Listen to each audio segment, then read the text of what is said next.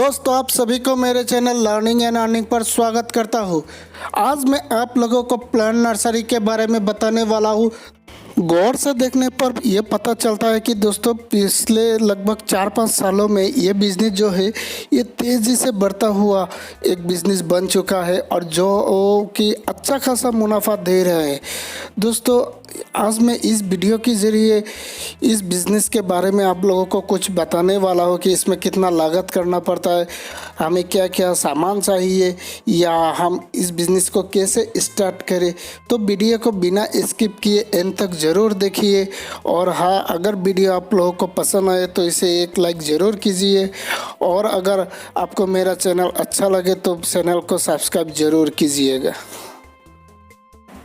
तो मैं अब अभी इस बिज़नेस को शुरू करने के लिए जो जो उपकरण चाहिए उसके बारे में बताने वाला हूँ, यानी जो नर्सरी बिज़नेस का रिक्वायरमेंट्स है उनके बारे में बताने वाला हूँ।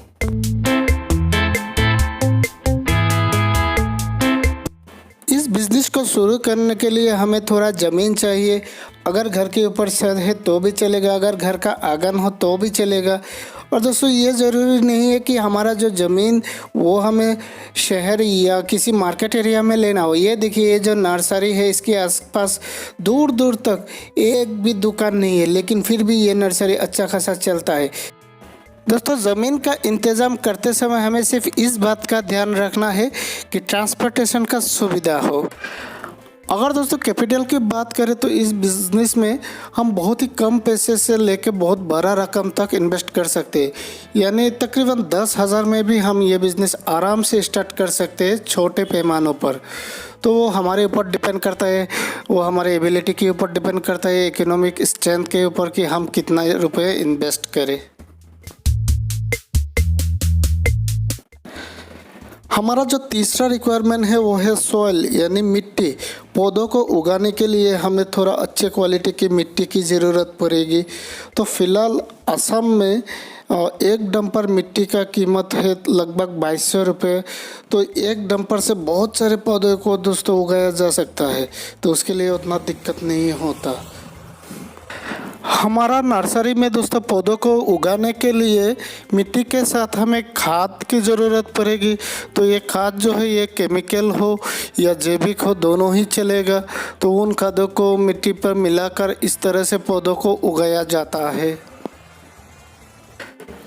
दोस्तों, हमारे नर्सरी के कामों को आसानी से करने के लिए हमें कुछ टूल्स चाहिए, जैसे कि ये पानी का मोटर जो है जो 0.5 हॉर्स पावर्स का भी चलेगा, और दूसरा कुछ ये जो मैंने वीडियो में दिखा रहा हूँ इस तरह का टूल्स हमें चाहिए। खास करके पानी सप्लाई देने के लिए पानी से जुड़ी, जैसे कि ये हैंडी वाटर टैंकर, ये वाटर पाइप रनिंग वाटर के लिए।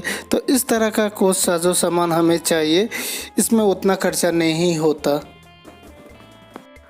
दोस्तों, अगर नर्सरी बिज़नेस के बारे में बात करें तो मैंने अभी जिन उपकरण के बारे में बताया वो तो हो गया।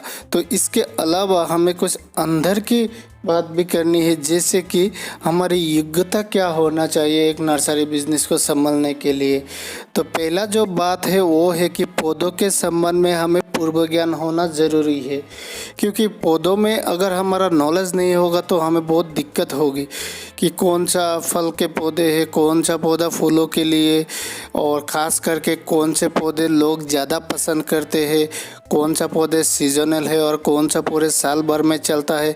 तो इन सब के बारे में हमें थोड़ा ज्ञान इकट्ठा करना पड़ेगा। उसके बाद पौधों के प्रजाति के बारे में हमें थोड़ा ज्ञान इकट्ठा करना पड़ेगा। साथ ही पौधों का कौन सा बीमारियां होते हैं और उन बीमारियों का इलाज कैसे करते हैं उस विषय पर भी हमें थोड़ा ध्यान देना होगा। और जो आखिरी और बहुत ही इम्पोर्टेंट है वो है हमारा कि मार्केटिंग ज्ञान। तो हमारा मार्केटिंग ज्ञान बहुत ज़रूरी होता है किसी भी बिज़नेस को संभालने के लिए। तो हमें ये बिज़नेस स्टार्ट करने से पहले दोस्तों हमारा आसपास का जो एरिया है उसमें अगर थोड़ा रिसर्च आप करें तो आपके जो बिज़नेस है वो ग्रोथ करने में बहुत ही आसानी होती है कि लोग कौन सा पौधे ज़्यादा पसंद करते हैं, कौन से पौधे में आपका ज़्यादा बेनिफिट होगा, कौन सा पौधे जो है सीजनल है या कौन सा जो है वो पूरे साल भर में भी बिकता है। तो उस तरह का मार्केटिंग ज्ञान हमें होना थोड़ा ज़रूरी है। और साथ ही दोस्तों अगर वर्कर यानी मज़दूर की बात करें तो पहले आप खुद ही और आपके साथ अगर एक या दो इस तरह का हेल्पर रख लीजिए, तो बाद में जैसा जैसा धीरे धीरे आपका बिज़नेस ग्रो करेगा उस हिसाब से आपका जो वर्कर है वो आप बढ़ा सकते हो। लेकिन पहले जितना हो सके खुद से ही करने की कोशिश कीजिए। इससे क्या होगा कि आप सभी चीज़ें अपने हाथों से हैंडल कर पाएंगे और साथ ही आपका खर्चा भी बहुत बचेगा। दोस्तों इस बिज़नेस की कामयाबी का एक राज है, वो है कि इस बिज़नेस पर लगभग आधे से ज़्यादा यानी 50% तक प्रॉफिट होते हैं। कि मान लीजिए एक पौधे का दाम अगर 100 रुपये है तो उसमें आपको 50 रुपये प्रॉफिट हो सकते हैं। यही इस बिज़नेस का सबसे बड़ा ख़ास बात है।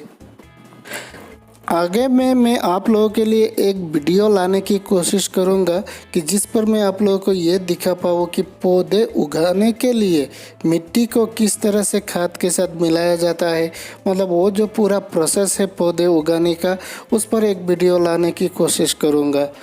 तो दोस्तों आज के लिए इतना ही। थैंक यू, धन्यवाद, जय हिंद।